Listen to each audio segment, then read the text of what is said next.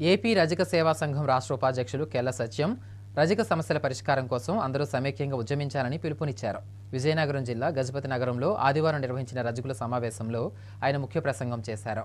రజక సామాజిక వర్గాన్ని ఎస్సీ జాబితాలో చేర్చినప్పుడే వారి సమస్యలకు శాశ్వత పరిష్కారం లభిస్తుందని స్పష్టం చేశారు.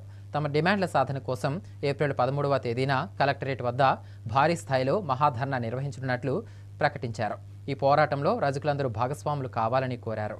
ఈ కార్యక్రమంలో రాష్ట్ర నాయకులు తామాడ అచ్చన్న, టీవీ రమణలతో పాటు జిల్లా రజక సమాఖ్య నాయకులు గుర్జాపు సత్యారావు, రాయవలస గోవిందు, శీల రమణ తదితరులు పాల్గొని తమ మద్దతును తెలియజేశారు.